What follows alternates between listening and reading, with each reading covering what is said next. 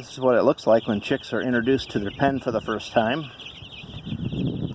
Did something different this year.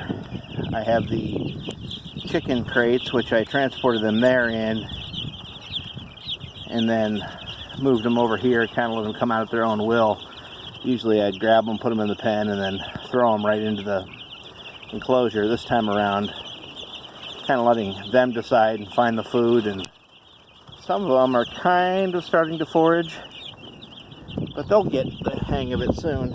Another thing that I've done is I shrink wrapped this thing. You can see the boards in front to cover the uneven spots in the pasture. And I've got some temporary fencing up here to help keep the predators out. It's not really a true chicken fence. It's more for goats and other small animals. And I also, this is the third of the pen, or a quarter of the pen that is normally open. I have it covered in case we get a rain. I had a bad experience of that last year. But I found that the plastic wrap around the pen actually helps block the wind a little bit, keeps them a little bit warmer while they're making their adjustment to being outside. But also what it does is I was putting up plywood around the edges to block the wind and rain, but I found that they were crowding against it and snuffing each other out, which of course isn't good on many levels.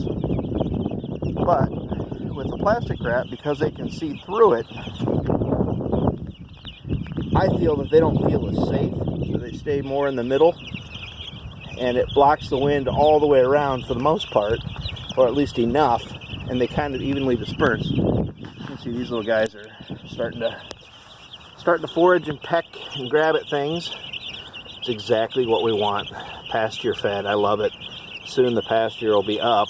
I just put 50 pounds of daikon radish and 50 pounds of fall forage mix. It has some kale and beets and other goodness in it, so it'll help the pasture along.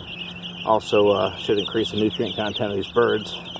As you can see, they're eating their non-GMO, non-soy broiler feed.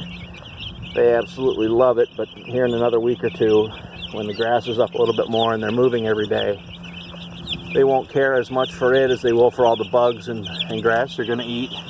You can kind of see some in the back there that was sheltered by this pen where it was stored for the winter. So, exciting stuff. First birds on the pasture of 2017.